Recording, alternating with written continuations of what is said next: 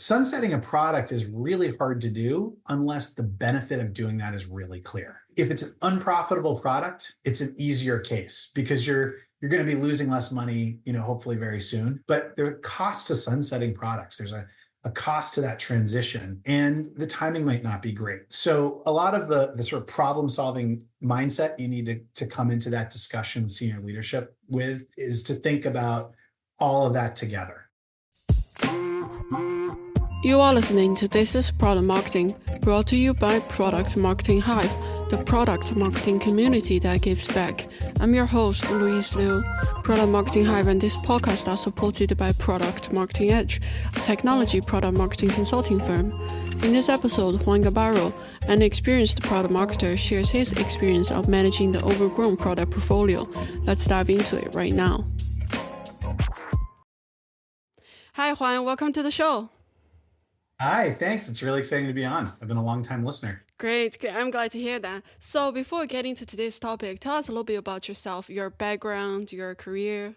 Sure. So I didn't have a formal product marketing role early in my career. I'm probably a little less dogmatic about product marketing as a result, but sometimes I can overlook or underappreciate some of the important details of the craft, let's say.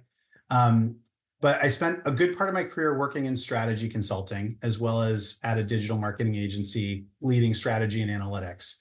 And I was doing things like analyzing customer data, segmentation, personas development, interviewing customers and understanding buying journeys and key purchasing criteria, evaluating competitive positioning, and then developing product strategy and go-to-market strategy, and sometimes even campaign strategy. So I was kind of developing my product marketing intuition and toolkit. Probably my main gap, and still is, in writing content. And that's maybe why I'm better at a better fit for 0 to 1 challenges like building a product marketing function versus, refining messaging, for example. And then I actually followed one of my clients, ultimately followed her to 2 different companies, first Zipcar and then Planet Fitness. And I had the opportunity to build and lead a product marketing team, also a pricing team, a product management team.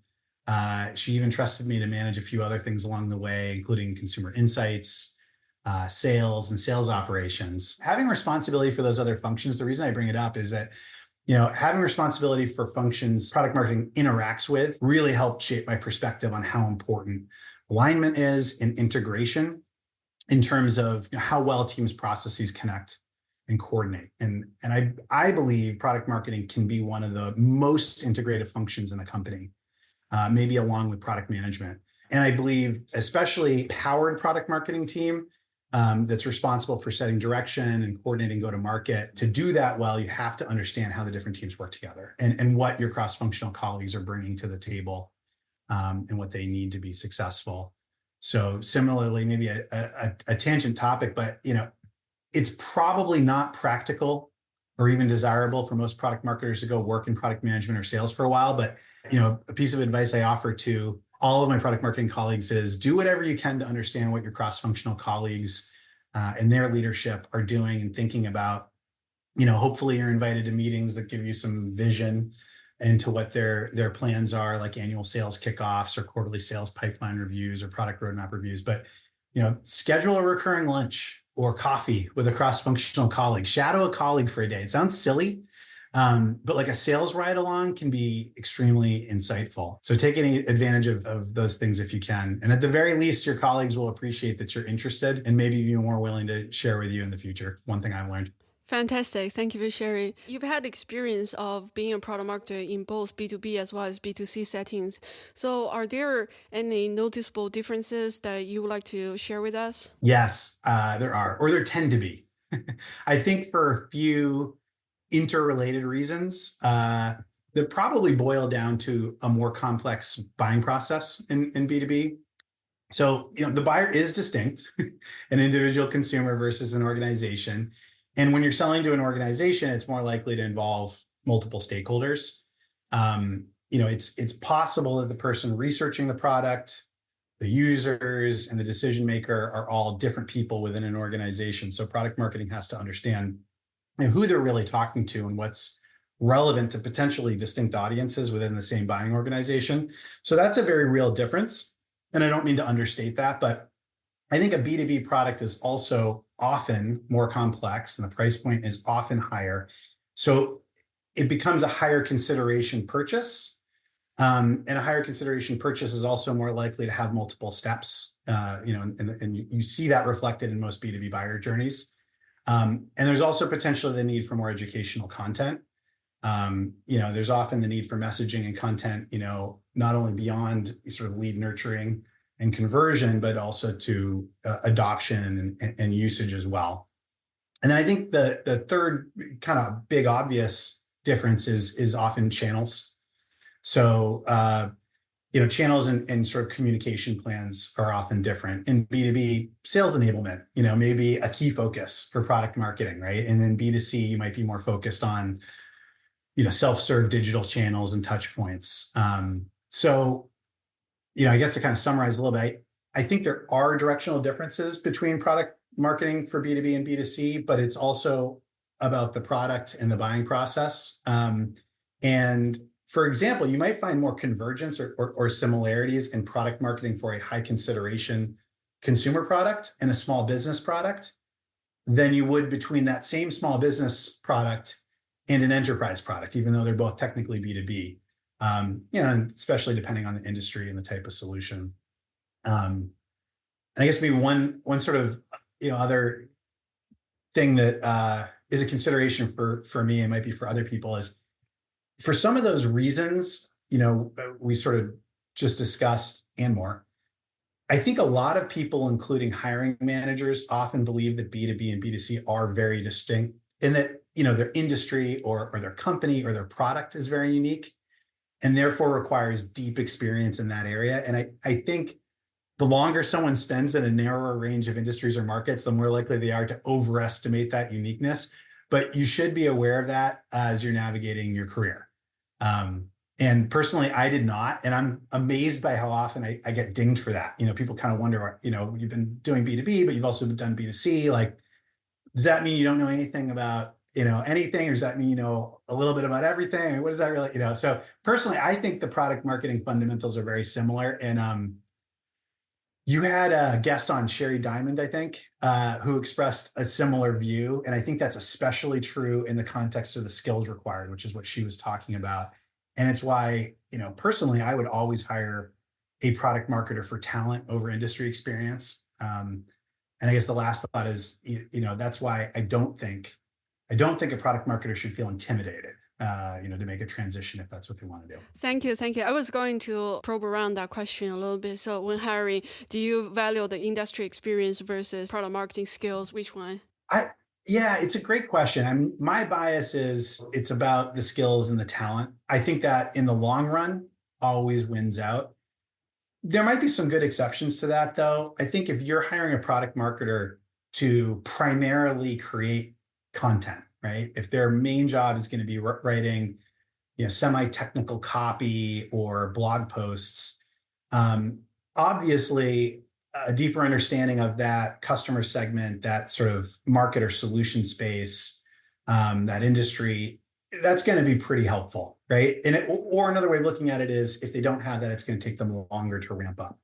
But when it comes to particularly some of the analysis and strategy development for product marketing, I think what's more important is those sort of core skills versus, familiarity with the industry. Makes sense. Thank you for sharing. Our topic today is talking about your experience of dealing with an overgrown product portfolio. But, let's flip to the other side. What does a simple portfolio, like the product line is not overgrown, what does it look like? Yeah. And I like your phrasing of overgrown portfolio. I think that's probably a good one. I sometimes refer to product proliferation, but that can refer to an intentional strategy to capture more of the market and box competitors out. And I think what we're exploring today is when there are so many products that it becomes counterproductive and challenging to manage. So when there isn't that challenge, either because there aren't that many products or however many products there are, they're sort of being managed successfully. I've observed at least a few things about a healthy, well-managed product portfolio. One is kind of starting with a clear product portfolio strategy. So each product has a role in that portfolio that supports the overall business strategy. And I think the challenge we're talking about today isn't as much about weak individual product strategies, although that's bad. It's more about weak portfolio strategy and portfolio management. And then, the second part of, I think, a healthy and well-managed product portfolio is that the portfolio strategy and the individual product strategies are communicated clearly within the organization. So everyone gets it. Everyone knows why this or that product exists, what the plan is for it. That probably shows up in company goals or OKRs. It might be reflected in sales targets. So everyone has heard it, and then everyone kind of understands how the company's goals and their individual goals are kind of lining up against that. And then, arguably the most important thing, from my experience at least, is that the company is aligned and priorities are not only clear, but the resources are allocated accordingly, right? And that should show up in product development. It should show up in marketing spend, but it's also how people are spending their time, right? And, as a little bit of a sidebar, just because a product is a high priority doesn't mean it's getting the same type of investment, right? So particularly with new products, right, they might be getting a different type of investment than mature products, right? But everyone's really clear about, what the plan is for that product and why it is. I think the last part, and this is the part that's probably going to resonate more with product marketers, I would imagine, is go-to-market is coherent. And, as a product marketer at any level, this is where you're going to notice. If the product mix is really intuitive, certain products are going to naturally group together, or alternatively are going to be really easily distinguished. But in any case, it's easy to map products to personas and use cases, to create marketing campaigns, to develop the messaging, the sales enablement. And the actual work may be very challenging, but not because there are too many products or not because there are conflicts among the products. That's sort of an ideal situation. I think, even in companies with pretty healthy, product portfolios, you don't see all of that working all of the time, but that's kind of the general direction of what I'd expect. Yeah, I agree. On the other hand, I think customers are able to understand the entire portfolio as well as different products. What role do they play, right? Not just internally, everything is going together. Externally, the communication is very clear as well. I think that's right. And that's worth talking about more, probably. I think that's a really good observation. In some ways, if internally the company's struggling, but externally the market really gets it, you probably just have an internal organizational problem, right? But I would be willing to bet that the products aren't really the problem themselves. And I don't know if the reverse is true, but maybe. Yeah. That'd be interesting. Yeah. In your experience, what are the sort of typical causes or drivers that lead to the overgrown product portfolios? I mean, this is a big topic. I can really only speak to kind of my experiences. And again, product proliferation is not necessarily a bad thing. And the origins are usually well-intentioned. So it's typically in the pursuit of growth and innovation, but it becomes a problem when a company doesn't have a good process or good systems in place to review and then rationalize investments and manage products at the portfolio level. So sort of at the end of the day, I'd say the cause is this sort of lack of a process or a good system, or failing to then align the organization around those decisions. But, some initial sources of the growth in the product portfolio, and again, a lot of these things are kind of fundamentally good, or at least not necessarily negative things, but you might have a very active culture of innovation. When I got to Zipcar, I would argue that was true. There was a lot of, willingness to experiment, to pilot new things.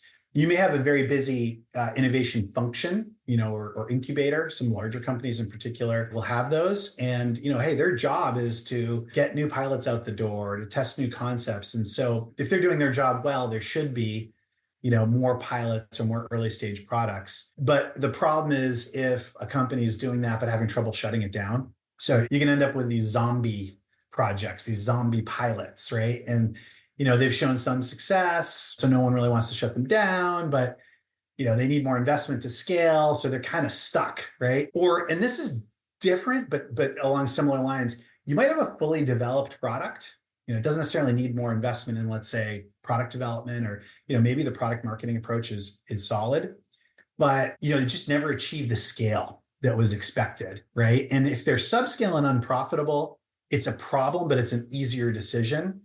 If they're small but profitable, it can actually be trickier to figure out, what to do and then have the courage to do it.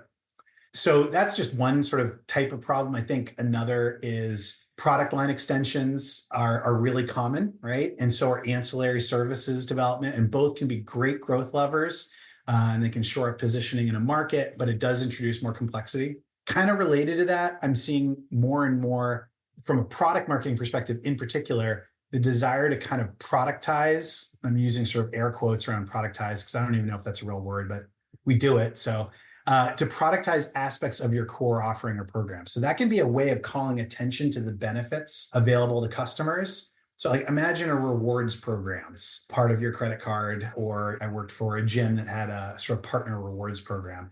And so as you sort of productize that program, you develop messaging, you might even develop some branding around that, and maybe a complimentary service that you receive as a member. And again, it may be sort of highlighting and bringing to the customer's attention the value of that, but it can similarly create a little more complexity from a messaging perspective. And it can increase the mental load on your customers. So if you have one core product and, one or two programs that you want to customize or productize, or, one or two features that you really want to highlight, that's great. But if you have, 15 products you're trying to sell to the same customer, and these sort of productized programs and features on top of it, it can get to be a lot. Shifting a little bit, you may have a very disciplined product level innovation process.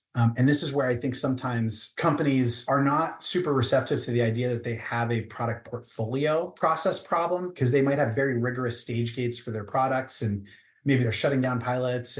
But without a process or a system that rationalizes investment across the whole portfolio, it can still be paralyzing, especially if the case for investment in support for each product individually is solid, but at the portfolio level, need to make some hard decisions. That can still be a problem. And this will probably come up later, but I think another reason or factor, why you might end up with product proliferation or an overgrown portfolio is you just don't have strong managerial finance support, particularly around cost attribution or around, investment modeling or forecasting. It's easy to track the big budget items like advertising and product development, but particularly when there are some small products or ancillary, products hanging around, they might not even make it onto the radar in an annual strategy or planning process. And people don't even really understand that they're siphoning off resources. That was a long list, and I'm sure there are way more factors. So now let's talk about your experience at Zipcar managing the product portfolio there. Can you tell us a little bit more what happened and what did you do, everything? Sure. For those who are not familiar with Zipcar, it's a car sharing company with cars located throughout the city that can be rented in increments of hours or days. I live in Boston. There's a Zipcar parked a couple of blocks from where I live. I could rent it for 3 hours to go to the grocery store, or I could go, for 3 days to go, on a skiing trip or something. So I use an app to unlock the car, and I pick it up and drop it off in its designated parking spot. So that's kind of how Zipcar works. It's a very technology-enabled service. So it's a super cool company, and the people there are awesome. When I joined, there were very different opinions about how to define the product and therefore how many products we sold. And it was quite a range. So that's a red flag. And there were also a lot of different opinions about how profitable and how strategically important these different products were to the company, which is also kind of another red flag. And I think people understood that that was a problem. And that's part of why I hired to come in and build a product marketing team. Because they were smart and really scrappy, I think people were kind of managing around that challenge pretty well. But when I really kind of sat down with folks and tried to understand our products, there were different ways to define our product portfolio, for sure. I believe that as it turned out, our core product was highly configurable, and we adapted and sold it to different segments. So we could configure membership pricing, configure driving rates. We could configure access to certain vehicles and locations. And, so some people would refer to the university product or the SMB product, but it was pretty similar to the consumer product or offering, down to the fact that the same vehicle in a given parking spot in a given day could be rented by multiple segments with a very similar user experience. So from my perspective, that meant we really had one product that we were selling slightly differently to different segments. And so it was really helpful to get clear that there was this one core product, that your brand marketing can talk about in a more universal way. But at a segment level, you might have a very different go-to-market approach where there might be differences in pricing, positioning, key messages, and then channels, right? So we had an enterprise sales team, residential sales team, government sales resource, university sales. And then for consumer, it was really more marketing and sort of self-serve, self-sign-up. One of those configurations was so distinct, though, in how it worked and how it was priced and the use case and how we sold it. We're selling it to consumers, but through an internal sales team, that I really viewed that as a distinct product. And it was intended to be a distinct product. But it was essentially a perpetual pilot. It was one of those pilots that was just still going. And operations hated it because it was a headache to manage a pilot that's held together with duct tape and bubble gum at scale, right? Very understandably. And there were discussions about how important it was strategically or whether or not it was even profitable. So there were a lot of discussions and open questions around that we'll get to. And then finally, we had a B2B product that had been an acquisition. It was kind of on life support. It was solving an adjacent need, related to fleet management, but it had an almost entirely separate operating model. This was pretty easy to identify as a really, truly distinct product. And initially, it looked like it was losing money, and we kind of figured out how to make it profitable, but not really scalable. So, in the end, I think we sort of ended up deciding, and it wasn't, me by myself. It was very much a collaborative process, sort of identifying that there were, 3 truly distinct products. And then, at least 3 broad segments with some subsegments as well. And that's kind of how we define the product. In a way, it's how we tried to start managing the portfolio and thinking about the portfolio differently. And then the other thing I was really anxious to do is also help change the way we went to market, right? And that was part of the reason why we were going through that exercise as well. Yeah, I see. Very insightful. I was thinking for product marketers who are going through the same trouble, and then what does that team look like? Who should you include to be, part of this decision-making team? Yeah. So I think it depends a little bit on what you're trying to do. If the goal is to really evaluate the products in the portfolio and potentially rationalize them, meaning reduce the number of products in your portfolio or potentially disinvest in them, I think you're going to want to involve finance. I mean, ideally, you have a financial planning and analysis team or something like that. Maybe a business analytics team. Certainly at Zipcar, we had both of those teams, which was great. You may do a really rough, high level version as a product marketing team and kind of sort of bring your initial hypotheses to an FP&A team or a business analytics team to then really kind of test and model it out. That said, I think when you're approaching any of these portfolio level product decisions, I think you're going to want to bring any team that has a stake or is going to be impacted to the table. At the minimum, that means getting input from them, but probably it means involving them to some degree in the process. So again, depending on the organization, someone probably owns these products. It's either a general manager, it might be the product management team, particularly at a technology company, it's probably going to be product management. If there's a strategy team, strategy might be involved. But I think, if operations is significantly impacted by your products, if some products have a disproportionate burden on operations, you should bring operations in. Sales, marketing, anyone who's taking these products to market, you're going to want to involve them as well. But I think as far as, performing, for example, a profitability and growth assessment, that's when you're probably going to need to bring in finance and analytics if you have an analytics team. Can you tell us a little bit more about the impact of having this overgrown product portfolio situation? I think that really varies by company, but in a worst case scenario, I think your products start to compete with each other externally for customers potentially, but also internally for resources. And again, in an unproductive way, that's when it's a concern. So, we were talking earlier about external messaging, for example. If you really have an overgrown product portfolio, external messaging can be very difficult to manage, right? It can become very fragmented. It can become incoherent. Messaging for certain products may sort of be absent or muted because you're trying to avoid it becoming too confusing or too crowded. And I think that can actually overburden or even hurt your brand marketing. So, as a product marketer, I'm always trying to think about how much of a burden are we placing on brand? How much are we leaning on brand to tell product stories through their brand marketing? Because we generally want to avoid that, I think. It might also manifest in some weird ways. So I've seen this manifest in efficiency metrics, cost per acquisition. or conversion rates. That can be a signal. And then sales, if you're in a B2B business, sales might not complain about having too many things to sell, I should say, but product proliferation can manifest in some compensating behaviors.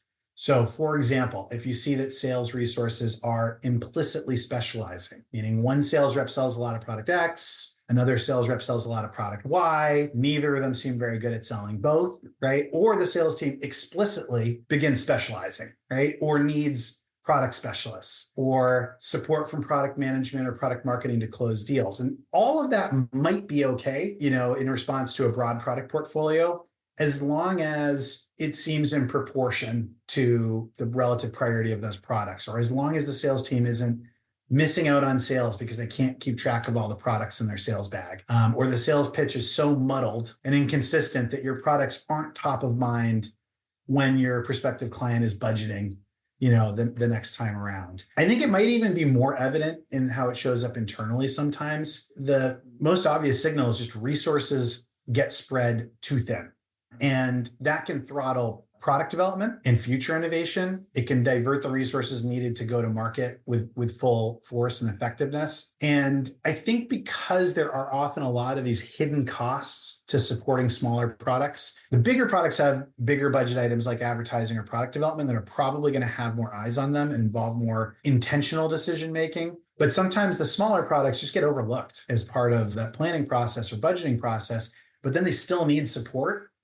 And so, especially if people are goaled or evaluated based on the performance of these smaller products, you can end up with some very vocal stakeholders that are asking for things that maybe you as a product marketing team or any number of other teams weren't really anticipating supporting or diverting a lot of your time towards. I think that could be the impact is essentially you're really diverting resources from what you want to be focused on, your priorities as an organization. So in your case with Zipcar, how did you prioritize which product to maintain and then or develop further or maybe even sunset it, like phase out? I'm smiling because there's just so many different approaches out there. And I don't think we'll get into the nitty gritty of strategy development and financial modeling. But I think at a high level, there are probably at least two exercises worth going through. The way I think about it, at least, is, one is a market-facing assessment and planning exercise, which is more focused on understanding the customer, where the market's going, what's a winning value proposition now and in the future, an honest assessment of competitive positioning and what products are going to make the business more competitive in the future. And at a bigger company, you might have a dedicated strategy function to lead this or partner with, but at a minimum, product marketing will have some insight to provide, right? Because we're sort of living the realities of the market every day. And so some of that ideally is happening on an ongoing basis or at least a recurring annual basis, and it's informing that product portfolio strategy. But if you're in a situation where you realize, ooh, we kind of need to catch up, maybe we need to perform this for the first time in a while, or we need to revisit this, I think that's a really important probably first step of the two. I've done a 48-hour version of this, right? And I've done a multi-month version of this. I think that the value is really in the exercise of identifying what you know and what you don't know or you're not that confident in, right? And trying to really assess where we are and where we're going. The second is more quantitative. It's a no regrets exercise, and that's a growth and profitability assessment of the products in the portfolio. And so similarly, as a product marketing team, you might do a really quick and dirty version of this based on what you know about the products. But ideally, you'd partner with a financial planning and analysis, or at least finance or maybe business analytics team that would either be leading this or providing you with a lot of support. And ultimately, you kind of want those teams to sign off on the analysis. And while you want to accurate assessment of profitability and projected growth, it's really not an exercise in precision, in my experience. The value is in making sure that costs are accounted for and having a discussion about hidden costs or hard to quantify costs. You may even get into the company's operating model a bit. You're having an honest conversation about the investment needed to scale products and realize the business cases for them. So sometimes, a product has this business case that's sort of been accepted, but now we know something. Now we know that it's going to take some additional investment, or maybe that additional investment was known, but it just hasn't been made yet, and we haven't really kind of committed to it yet. And you're identifying interactions between products. This can be really important too. For example, maybe one product is an anchor product to cross-sell others. So you don't want to discount the value of that product, even if its profitability or growth isn't fantastic on its own.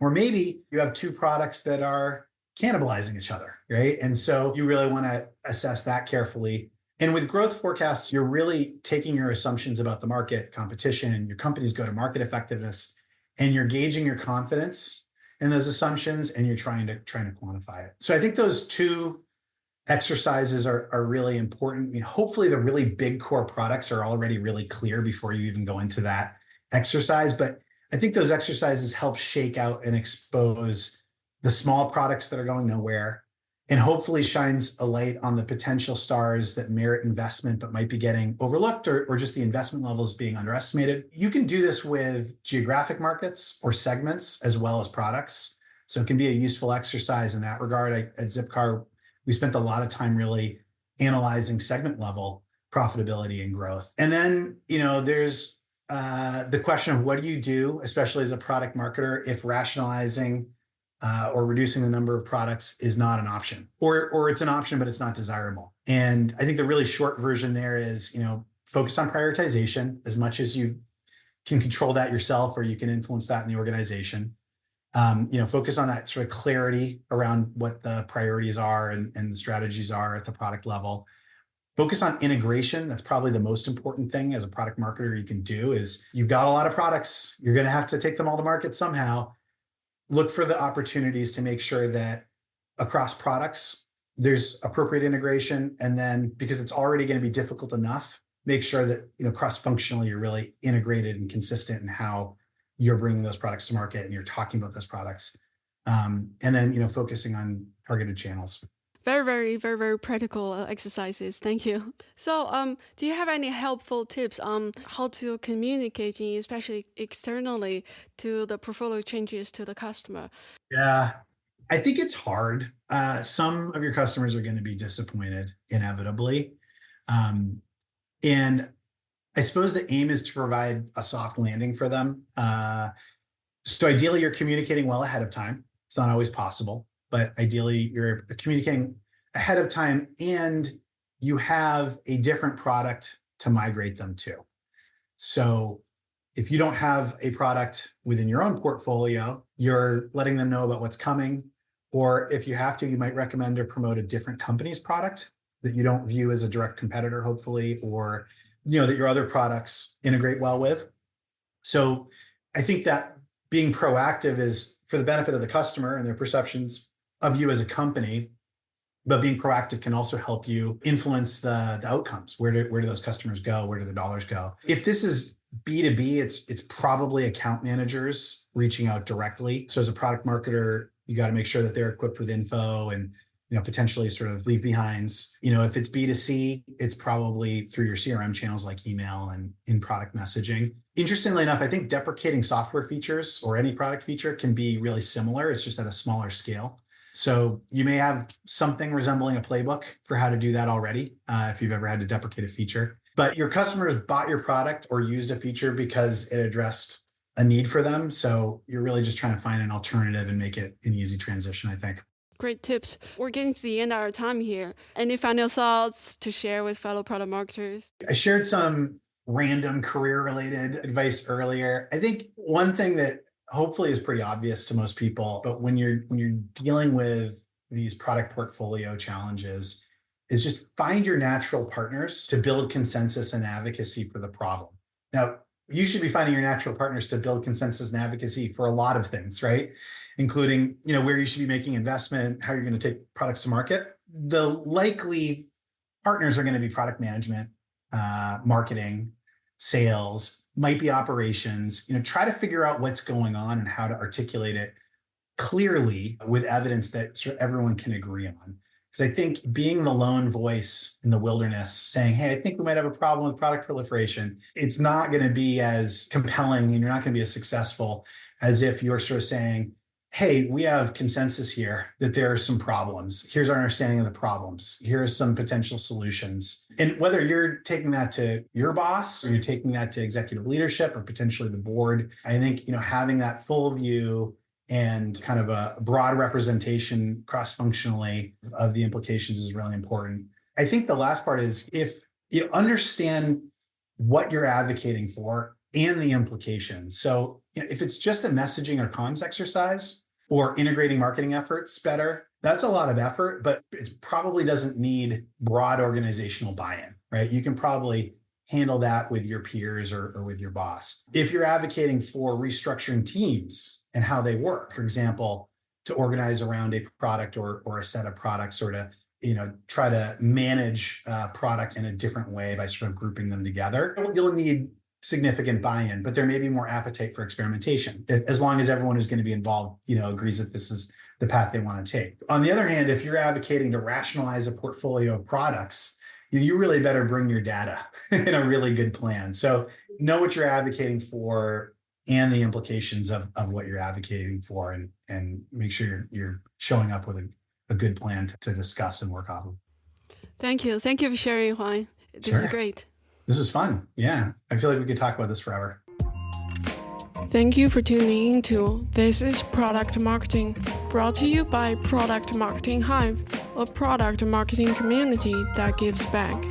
Check out our website, productmarketinghive.com, to join our community, meet fellow product marketers, and access free resources. If you enjoyed our podcast, please subscribe and give a 5-star rating on the platform of your choice. See you next time.